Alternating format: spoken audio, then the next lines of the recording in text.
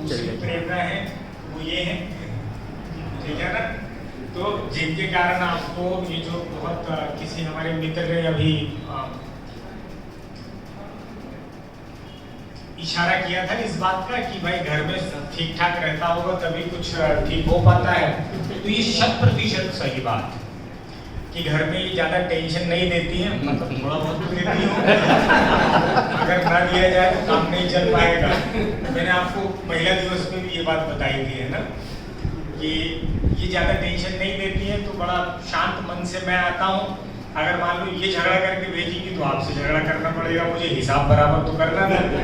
तो ये झगड़ा चूंकि नहीं करती है तो आपसे झगड़ा करने का कोई मौका ही मेरे पास नहीं रहता। तो अगर आप एक अच्छा वातावरण यहाँ देखते हैं तो उस वातावरण को बनाने के लिए पूरी तरह से मुझे श्रेय नहीं जाता, कम से कम 50% श्रेय तो इनके ही कारण ये संभव होता है कि हमारे घर को जिस तरह से इन्होंने संभाल रखा है, जिस तरह से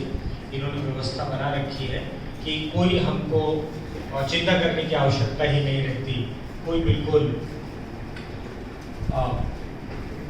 किसी तरह का तनाव नहीं होता। तो उसका परिणाम ये रहता है कि हम सब लोग तनाव मुक्त ढंग से यहाँ काम कर पाते हैं। मैं तनाव मुक्त रहता हूँ, उसका परिणाम ये कि हम सब लोग आपस में तनाव मुक्त रहते हैं। केंद्रीय विद्यालय सारणी के बारे में बात करने की बात आए, हम सब लोग कैसे थे, क्या करते थे, कैसे चला, तो ढेरों बातें, बहुत सारी बातें, बहुत सारी यादें और अविस्मरणीय और हमेशा साथ में रहने वाली ऐसी रहेगी यहाँ की यादें की जैसे कल की ही बात हो, ऐसी बात की जो बचपन की यादें रहती हैं, बचपन के मित्रों के साथ, युवा अवस्था की यादें रहती हैं जब रुमानियत होती है उस समय की, तो वैसी यादें इस सारणी की रहने जा रही, जिनको कभी भुलाए जाना बिल्कुल संभव नहीं होगा। हमारे जो सभी मित्र हमारे साथ अभी हैं, उनके अलावा विशिष्ट रूप से डॉक्टर BK सिंह, पंडोले जी, लोखंडे सर और हमारे हीरालाल भैया, श्रीवास्तव जी आना चाह रहे थे, वे भी, कनौजिया आना चाह रहे थे, वे भी, इन सब का जो स्नेह है वो बिल्कुल द्रवित करने वाला है। वास्तव में ये बात कह रहे हैं ना, 30 साल में इन्होंने देखा, मैंने भी केंद्रीय विद्यालय में 21 साल से ज़्यादा समय देखा, तो ना तो मैं कभी किसी के फेयरवेल में जा पाया और ना ही मैंने दूसरों को फेयरवेल में आते देखा। तो ये स्नेह है, तो ये जो स्नेह आपका था वो काम करने के लिए प्रेरित मुझे करता था। वो जो स्नेह आपका है वो मुझे आपसे पहले आपको विश करने के लिए प्रेरित करता था कि जब भी कोई त्योहार होता था, कोई मौका होता था, तो मैं आपको शुभकामना संदेश दिया करता था। तो वो आपका प्रेम, आपका इसमें मुझे नहीं लगा कभी, यहाँ मैंने पहले भी आपसे कहा कि मैं कोई अधिकारी हूँ और आप जो है वो अधिकारी नहीं है। मुझे तो लगा कि हम सब लोग एक साथ मिलजुल के काम करते हैं, आपका काम क्लास में पढ़ाना है, मेरा बहुत सारा काम है ऑफिस में बैठ के करना। ये इत्तेफाक की बात है कि आप एक तरफ हैं, मैं दूसरी तरफ हूँ, लेकिन है तो हम सब साथ ही के साथ वाले लोग हैं। ये मेरी भावना हमेशा रही और पूरा जोर मेरा इस बात पर रहा कि व्यक्ति की गरिमा हम हमेशा ध्यान रखें। मैंने भरसक बनाने का प्रयत्न किया है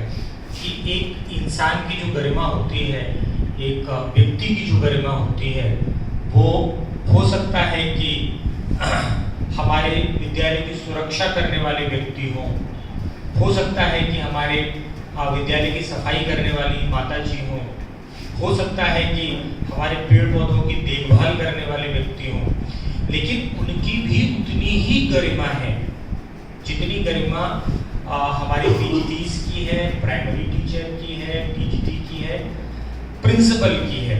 वो भी व्यक्ति के रूप में उतने ही महत्वपूर्ण हैं जितने हम सब हैं। तो वही बनाने का हमने प्रयत्न किया और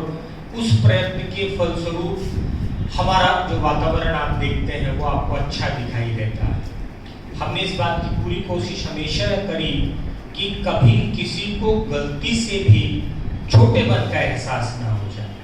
गलती से हमारे किसी भी मित्र के मन में ये बात ना आ जाए कि यार मैं तो प्राइमरी टीचर हूँ, या तो मैं कंट्रेक्चुअल टीचर हूँ, या मैं आउटसोर्सिंग स्टाफ हूँ, या मैं थोड़े समय के लिए हूँ। ये मैं आपसे बार बार कहता रहा, ये चीज़ अगर आप मान लीजिए कुछ मेरी बातों को याद रखना चाहते हैं, यादगार रखना चाहते हैं, तो मेरा निवेदन आप लोगों से यही है कि अपने मन के अंदर जरूर इस बात को अच्छी तरह से स्थापित आप कर रखें कि हर एक व्यक्ति, हमसे जुड़ा हुआ हर व्यक्ति सम्माननीय है, उसकी गरिमा का सम्मान किया जाना चाहिए, किसी तरह से उसकी भावना को ठेस ना पहुंचे। इस बात को हमको पूरे होशो हवास में ध्यान रखना चाहिए। कई बार ऐसा भी होता है कि भाई त्रुटिवश हमसे हो गया, आप देखेंगे तो शायद ही आपको एक आध उदाहरण मिलेगा कि त्रुटिवश मैंने कभी किसी की भावनाओं को ठेस पहुंचाया, कि भाई गलती से वो ऐसे निकल गया मेरे मुंह से। तो ऐसा अगर मान लीजिए आप सबकॉन्शियस माइंड में सोच रहे होंगे कि यार निकल भी गया तो कोई फर्क नहीं पड़ता, तब आपसे निकलेगा। जब आपके चेतन मस्तिष्क में, कॉन्शियस माइंड में ये बात रहेगी कि नहीं, ये निकलना ही नहीं चाहिए, चाहे कुछ हो जाए नहीं निकलना चाहिए, नहीं निकलेगा। किसी को दुख पहुंचाना, किसी को ठेस पहुंचाना, ये हम कोशिश करेंगे कि हम बिल्कुल किसी तरह से नहीं होने देंगे। कई बार ये होता है कि एडमिनिस्ट्रेटर की तरह जब हम काम कर रहे होते हैं तो कभी कभी किसी किसी के साथ कुछ सख्ती करनी होती है हमको, कि अगर सच में कोई ऐसी बड़ी सी गलती होने की संभावना हो कि अगर मान लीजिए उस बात को वहाँ ना रोका जाए तो एक बड़ी गलती हो सकती है, तो उस गलती को रोकने के लिए कभी कभी हमको सख्ती भी करनी पड़ती है। मैंने भरसक प्रयत्न इस बात का किया है कि अगर प्रशंसा करनी रही, तारीफ करनी रही, तो हम लोग सब मिलजुल कर तारीफ करते थे, सब लोग एंजॉय करते थे, उदाहरण की तरह उस व्यक्ति को लेते थे जिसकी तारीफ करना हो। लेकिन अगर किसी में किसी तरह की सुधार की आवश्यकता रही, आवश्यकता इस बात की रही कि उसको परिवर्तन अपने में लाना चाहिए, या लगा वो कि उसको डांटा जाए, तो पूरी कोशिश मैंने करी कि व्यक्तिगत रूप से मैं करूँ।